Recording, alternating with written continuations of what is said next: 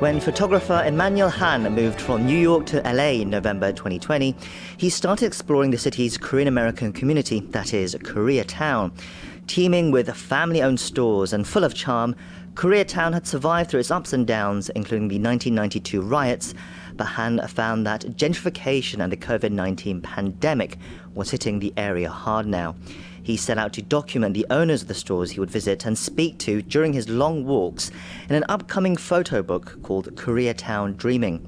To tell us more about this project, I'm delighted to say that we are able to connect now with Emanuel Hahn now via video call for this week's A Touch Base in Seoul. Mr. Hahn, hello and welcome to the show. Hi, thanks for having me. Yes, it's a pleasure to have you today. For our listeners, could you tell us a little bit about yourself and how you became a photographer? I understand it's not your first profession. That's right. I actually went to undergrad for business. I studied finance at NYU in New York. Before that, I was living in other countries like Singapore, Cambodia, South Korea, Saipan. Had a pretty third culture kid experience growing up. And after graduating from NYU Stern, I actually worked in the startup space for about 2 to 3 years, working at a Bitcoin startup, doing business development, product management, chief of staff, all different roles. But all the while, I think I really wanted to do something creative. And even while I was working at my startup job, every lunch break, I would go for walks where I would just photograph, Midtown Manhattan. I would photograph portraits of my friends on the weekends.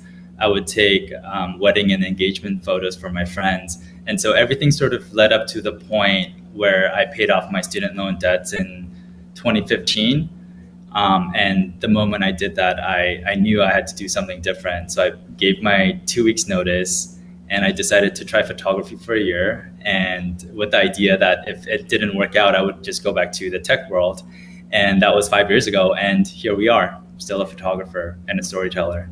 Right, you chased your dream and it seems like you got it. But what is it about photography that appealed to you? Why photography? I think I always saw photography as a tool to get to know people. And I think growing up the way I did, I was always interested in people's stories. I think being exposed to so many different cultures, so many different people of backgrounds that were unlike mine, it just made me think like, wow, this world is a big place and everyone has a unique story to tell. And so I think when I got into photography, I knew that beyond just the craft itself, it would give me this chance to meet people that I would ordinarily never meet in, say, a corporate setting. And I think that's kind of borne fruit. It's allowed me to travel to places where I would have no reason to go to otherwise. And it's allowed me to meet people from all walks of life, whether it's a CEO of a company that I have to take photos for a magazine, or coffee farmers in Colombia that I worked on a documentary for, or the Korean mom and pop stores in Koreatown. It seems you are drawn to documenting, should we say, minority communities and exploring cultural identity. Yeah, I think that stems from just trying to understand my own identity. As a third culture kid, as a Korean American growing up in a third culture like Singapore or Cambodia, I think I was always trying to figure out who I was. And I think on one hand, I had this sense of Korean identity from my parents through the language and the culture. But when I moved to the States, I was 20 years old and I had to sort of rediscover what it meant to be American in the first place. And so I think that sort of was the impetus for me to try to understand myself through the stories of others who came before me. And I think in particular to look for Asian American communities that are somewhat under the radar. So some of my projects include documenting the Chinese community in the Mississippi Delta, which is a very rural community and not a community that you would necessarily associate with Asian American communities, because Asian American communities tend to be more concentrated on the East Coast or the West Coast, the coastal cities or big metropolitan cities. But for a community like the Chinese in the Mississippi Delta, it was such a new experience for me, such a new way of life that I found that to be super fascinating. Or the Korean Uzbeks that settled in Brooklyn starting 15 to 20 years ago, and even discovering what and who the Korean Uzbeks were, and understanding that the patterns of migration in this world are so varied and different, and everyone has a different way of understanding their identity depending on where they were at a certain time or where their parents were at a certain time. And for me, I always felt like I never had a real strong sense of home. And so I think I try to understand myself and my place in this world by trying to meet other people who might be like me, who might sit on the peripheries or might sit slightly outside of what the mainstream would consider a certain type of community. Now, those projects sound fascinating. We discovered you, though, through your project Koreatown Dreaming, where you documented what in the US, as you said, they would call mom and pop stores and their owners in Los Angeles, Koreatown during the pandemic. What led you to this project? Yeah, so I just moved to Los Angeles from New York, and that was just part of a bigger move that I'd planned for years, mainly to work in the film industry in LA. But when I got to LA, everything was still closed because of the COVID lockdown. And when I arrived in November, it was probably one of the most stringent times of the lockdown. And so I found myself sitting at home a lot and not really being able to do anything. And I knew one of the things that I wanted to do was to document certain communities, especially during this difficult time. And Koreatown as a place in the US is what I consider a spiritual home to all Korean Americans, because it's the largest Korean community in any city in the United States. And it has such a strong flavor and it has such a strong character. And it almost feels like you're in 80s or 90s South Korea when you go by Koreatown. And so it really just started off as a curiosity to kind of explore how these mom and pop stores were surviving. I guess the other important fact to consider in Koreatown is that most of the businesses are owned by individuals. They're not like corporate chains. They're not owned by bigger companies. They're owned by individual people. And these are just kind of like single family operations. And so I wanted to understand how the pandemic was affecting some of these small businesses.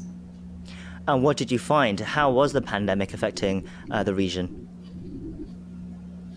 It was pretty unbelievable. If you've been to Koreatown anytime outside of the pandemic, it's such a busy place. Traffic is insane. It's even hard to find parking anywhere. Any Koreatown person will tell you that one of the hardest things to do in Koreatown is to find parking. And when I went there in November and December, it was like almost like a ghost town. It was super empty. There were no cars on the streets. There were no people walking on the sidewalks. And when I went into some of these plazas and these stores, there were no customers. It was just me and the store owners. And so a lot of times it was pretty awkward, actually, because the moment I walked into a plaza, all the eyes would turn to look at me because I was literally the only person in that entire structure. And so I would feel really awkward just kind of walking around. But eventually I noticed this one home goods store that I found really charming just because it reminded me of my parents' hometown in Daegu in South Korea. And so I would go there repeatedly.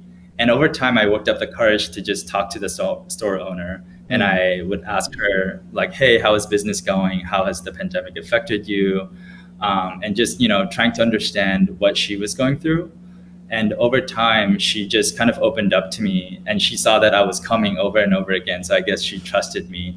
And she pretty much told me her whole life story of how she came to the US in the 70s, how she wanted to be a model when she was in her 20s, but she put all that aside when she got married and moved to the States and had to take care of her kids. And as she was sharing all these stories, I was just kind of like mind blown that she had this incredibly rich life, and she was just kind of unloading it all to me. And so as I was talking to her, I was just kind of writing all this down on my phone as on my notes app. And towards the end of it, I asked her, hey, do you mind if I take a photo of you just so that I can share it with the world?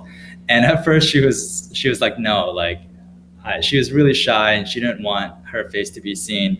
But I sort of like convinced her, and she decided to give me one shot. So she took off her mask and she said, all right, you're going to get one shot and that's all you're going to get. And so I took that shot, and mind you, I was shooting on a medium format film camera too. So I couldn't check if the photo came out well. Right, so it's not a digital camera. No, so it was an old film camera made in the 80s. Mm. So I took that photo and I just like crossed my fingers hoping that it would turn out, and it did, and that became the first photo of what eventually became an entire series. So that was the spark for this idea, and the photos, the ones I've seen, they look really beautiful. They're full of heart, I would say, not flashy. But there's also an air of pathos as well. Among the shots, other than the first one, perhaps, which are your favorite shots? So, who are some of your favorite subjects?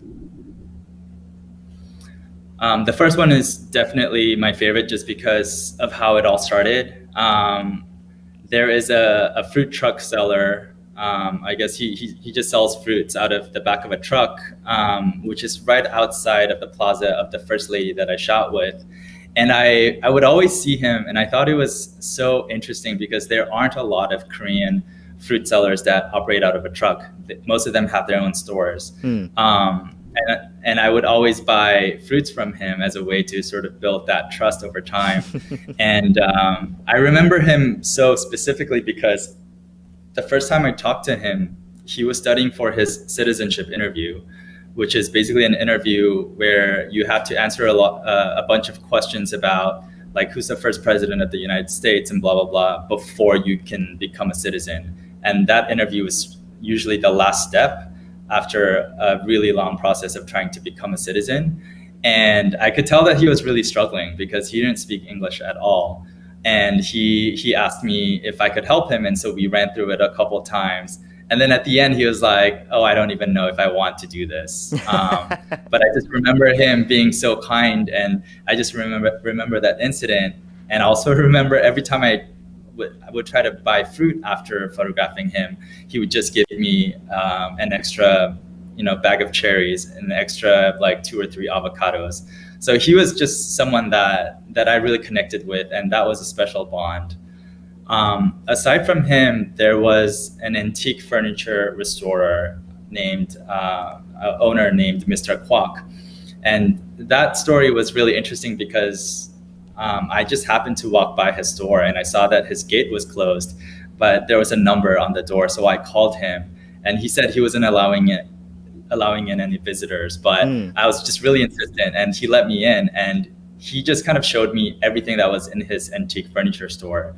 He had this radio from the 1920s that was from South Korea. He had this record player from the 1940s, and he had records, so he played them for me. He had these huge drawers and chests from South Korea made in the 1920s, and he had restored them painstakingly and by himself. And so I ended up spending like 4 to 5 hours with him, and he just kind of gave me his entire life story. And also the photos just turned out amazing at the end. So those are probably my favorite. It does sound amazing. I understand that you crowdfunded this project and you got prominent Korean American figures to contribute with essays and poems, such as Catherine Youngmi Kim and the rapper Dumbfounded. What has been the response so far to your project? Have the subjects of your photos seen the book, or at least the shots? Yeah, I think the response from the community has been amazing. To be honest, I didn't set out to make a book. I thought I was gonna take maybe like 10 photos, share them on Instagram, and call it a day. And it was actually a lot of my friends who convinced me to make the book, which I was initially pretty reluctant to because I understood how much work it was gonna be. But I remember every time I shared a story, people would write me messages being like, thank you so much for giving visibility to Koreatown. And thank you for sharing the stories of my parents. Like, there were people who reached out who saw a photo of their parent, and they would reach out to me, and they would feel so grateful because their parents never had a platform to share their life stories. I think the immigrant mentality is one of keeping your head down, not getting into trouble, and just keeping to yourself and working hard. And for a lot of the people that I met, I think it was probably the first time ever in their lives where they got to talk about their lives to a stranger or someone who would help tell their story. And so the response was incredible. And I think especially during our time of the lockdown, when a lot of the businesses were suffering, I think it kind of was the perfect time for a lot of these small businesses to sort of reflect on their lives here in America. And I think it gave them a time to pause and to think about everything that's happened, and to also, relish their successes, and also kind of reflect on their failures, or whatever life experiences that they've had. I've gone back to some of the businesses that I photographed, and they told me that a lot of customers came through because they saw my stories, and the customers wanted to be supportive. And so they were really grateful. And there are some businesses that now I collaborate with. For instance, the hanbok store that I photographed, I've rented a bunch of hanboks from them for my personal shoots. Wow. And so it's become a really positive relationship building process. Although I didn't necessarily think of it as such when I started, but it's become a really nice relationship. Well, thank you for sharing your story with us. Very briefly, just before we end, what do you want people to take away from your book, especially those outside of the Korea diaspora as well? Yeah, I think Korean immigrants are one of a kind. And, immigrants in general, I think it takes a lot of courage to leave your home country to try to build a better life for yourself. But, this book is really just a love letter to all the Korean immigrants who've left South Korea in pursuit of something better for their families, for themselves, for the country too. And, immigrants are resilient. Immigrants are largely contributors to wherever they go. And I think in a climate where there's a lot of anti-immigrant rhetoric, whether it's in the United States or other countries, because this is not just a localized thing, it's a global thing where there's a lot of anti-immigrant sentiment. I think people could benefit from realizing that immigrants just want a better life for themselves, and they work hard, and they contribute to whatever economy or society that they are a part of. And I've seen that firsthand in Los Angeles. Koreatown has become one of the most important neighborhoods in Los Angeles, and they contribute vitally to the city's economy. They've brought amazing culture from Korea to America, and now with the rise of the popularity of Korean media, I think Koreatown has become ever more relevant. And so I think it's worth taking the time to learn about the stories of immigrants and to appreciate their contributions. And obviously not just Korean immigrants, but all immigrants alike. And I think we live in a world where there's a lot of polarization based on things that we read on social media. There's a very strong right and left divide, but I think there is power in storytelling to build empathy. And I think that's what I try to do with my stories of these Korean immigrants. There are people who've come to this country to try to build a better life for themselves. And in the process, they've contributed significantly to this country as well. I guess that's my 2 cents. It sounds like a wonderful work, and as you said, a moving love letter to the Korean American story in the US. So we've been speaking to photographer Emanuel Hahn about his book, Koreatown Dreaming. Once again, we really appreciate your time and speaking to us today. Thank you for having me.